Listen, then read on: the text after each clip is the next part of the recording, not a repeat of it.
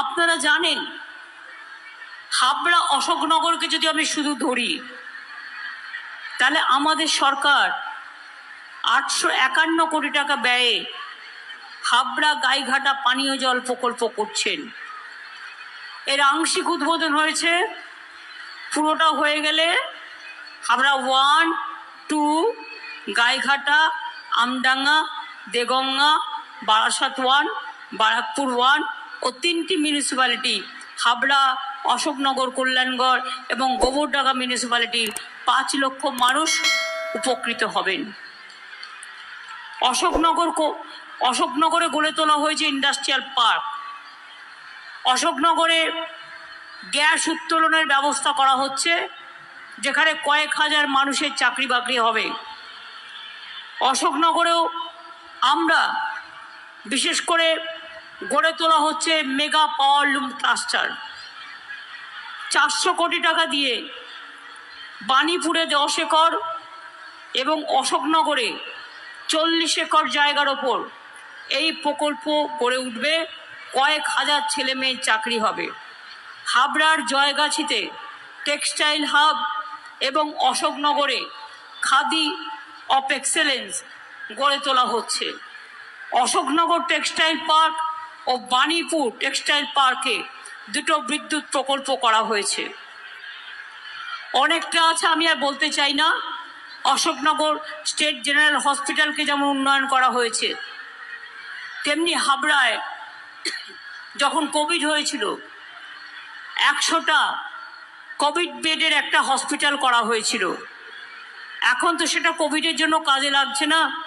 আমি হেলথ ডিপার্টমেন্টের সাথে কথা বলবো যাতে এটা এমনি চিকিৎসার জন্য ব্যবস্থা করা হয়। যেহেতু কোভিড এখন নেই, কিন্তু তাহলে সাধারণ মানুষ আরও 100টা বেডের হসপিটালের চিকিৎসার সুযোগ পেতে পারেন হাবড়াতে। কেউ কখনো কারো রিজার্ভেশন কাউকে দিয়ে দিতে পারে? কেড়ে নিতে পারে? আপনার নাম কেউ কেড়ে নিতে পারে? আপনার পদবি কেউ কেড়ে নিতে পারে? না আপনার সম্পত্তি কেউ কেড়ে নিতে পারে? দেশে কি আইন কানুন বলে কিছু নেই? এত মিথ্যে কথা।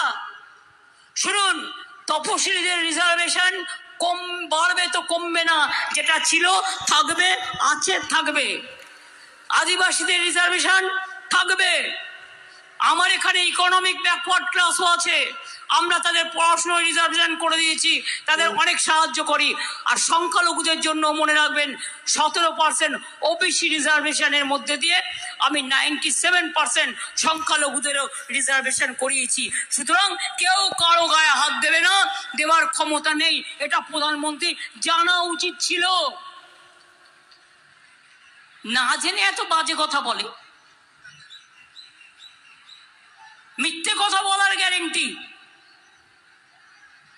আপনারা জানেন 21 সালের লাস্ট আমাদের ইলেকশন হলো। আমরা আপনাদের কি বলেছিলাম? আমরা যদি জিতি আপনাদের লক্ষ্মীর ভান্ডার করে দেব। করে দিয়েছি? দিয়েছি কি দিইনি? আমরা বলেছিলাম বিনা পয়সায় রেশন দেবো। দিয়েছি কি দিইনি? আমরা বলেছিলাম কৃষকদের 10,000 টাকা করে বছরে দেবো। দিয়েছি কি দিইনি? আমরা বলেছিলাম 10 লাখ টাকা করে যারা চাইবে তারা স্টুডেন্টস ক্রেডিট কার্ড পাবে, স্মার্ট কার্ড করে দিয়েছি কি দিইনি? তাহলে যেটা বলেছি তা তো করেছি, প্লাস যেগুলো বলিনি অনেক করেছি। সবুজ সাথী সাইকেল কারা করেছে? ক্লাস 9-এ ছেলে মেয়েরা যখন সাইকেলে করে আনন্দ করে স্কুলে যায়, আপনার ভালো লাগে না দেখতে? যখন 12 ক্লাসের ছেলে মেয়েরা স্মার্ট কার্ড পায়, এই স্মার্টফোন পায়, ভালো লাগে না দেখতে? আগামী বছর থেকে 12 ক্লাসের ছেলে মেয়েরা 11 ক্লাসে পাবে। কেন বলুন তো? তাহলে তাদের 11, 12 দুটো ক্লাস কাজে লাগবে। এটা সারা জীবনই লাগবে, কিন্তু 11 ক্লাসটাও তাদের কাজে লাগবে। আর একটা বলে যাই, লক্ষ্মীর ভান্ডার প্রথম যখন করেছিলাম অনেকে আমাকে বলেছিল পরিবারের একজন। আমি বললাম না, এটা হয় না। একটা বাড়িতে ছেলেপেলেরা বড় হয়ে গেছে, বিয়ে হয়ে গেছে, হয়তো 3টে বউ একটা বাড়িতে, তারা পাবে 60 বছর পর্যন্ত। পরে আমি ভাবলাম কন্যাশ্রী যদি আমার স্কুলে থাকে, কলেজে থাকে, ইউনিভার্সিটিতে থাকে, তাহলে আমার মা লক্ষ্মীরাই বা আমার আম্মারাই বা কেন 60 বছর বয়সে তাদের জীবনটা শেষ হয়ে যাবে।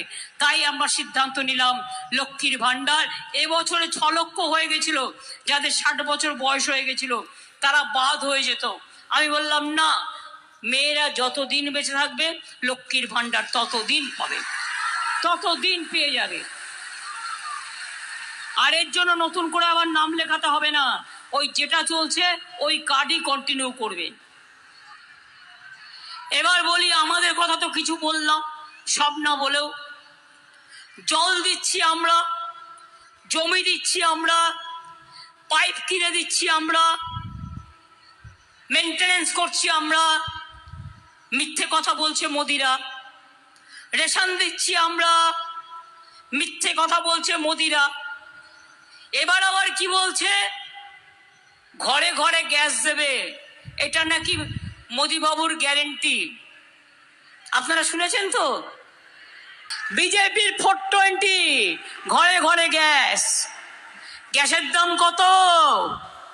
বিনা পয়সায় চাল, 1000 টাকার গ্যাসে ফুটছে বিনা পয়সায় চাল। বাহবা নন্দলাল, বাহবা বিজেপি লাল, এদের আবার বড় বড় কথা।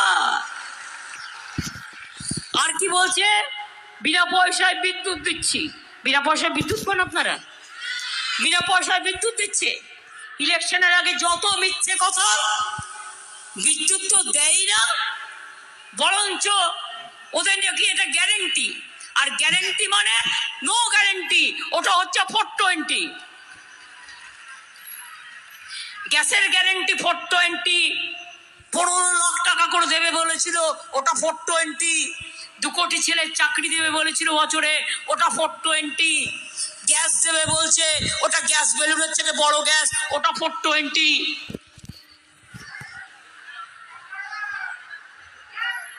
প্রত্যেকটা 420 গিরি চলছে। একটা ছেলে পেলের কোনো চাকরি নেই, 80% লোকের চাকরি নেই। আর যত দিন যাচ্ছে রেজাল্ট পরিষ্কার হয়ে গেছে, মোদিরা হারছে, বিজেপি হারছে। চুরি করে করে দেশটাকে বিক্রি করে দিল, কোটি কোটি টাকা বিদেশে পাচার করে দিল। আজকে ইছাপুর ফ্যাক্টরিতে আর বন্দুক তৈরি হয় না, সব তৈরি হয় বিদেশে। সব টাকা নিয়ে নিয়েছে। 100 দিনের কাজে টাকা দেবার টাকা নাকি ওনাদের নেই। আর বললো তৃণমূল তো চোর, প্রমাণ দাও। আজ পর্যন্ত 350 টিম পাঠিয়েছে, একটা প্রমাণ দিতে পারেনি।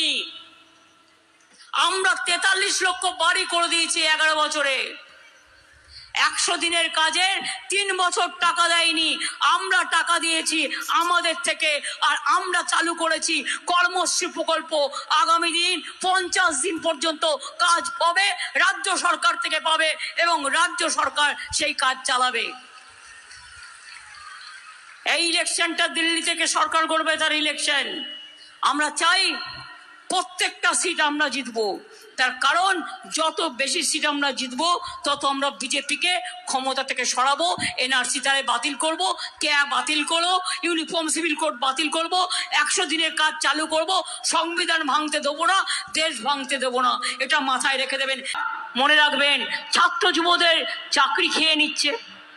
হঠাৎ করে বললেন বোমা ফাটাবো, 26,000 ছেলে মেয়ের চাকরি খেয়ে নিয়ে হাসছে।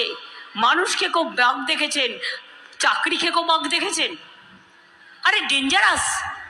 10 লক্ষ চাকরি আমরা দেবো বলে রেডি হয়ে পড়ে আছি। প্রতিদিন কোথাও না কোথাও যাচ্ছে। আর জুটেছে সিপিএম এর একটা অপদার্থ, 2-3টে অপদার্থ মিলে যাচ্ছে। আমরা করলে কিল, ওরা করলে পিল, আর করে সব আটকে দিচ্ছে। আর টাকা ইনকাম করছে। ছাত্রছাত্রীদের চাকরি খাওয়ার জন্য ছাত্রছাত্রীদের কাছে কেস করবে বলে কম টাকা নেয়নি। নির্লজ্জ সব। এদের রাজনীতি করা মানায়?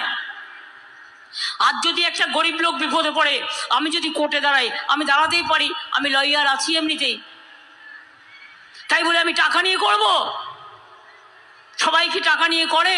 যারা রাজনীতিও করবে, এমপি এমএলএও হবে, মেয়রও হবে, আবার টাকা দিয়ে কেসও করবে আর চাকরিও আটকাবে।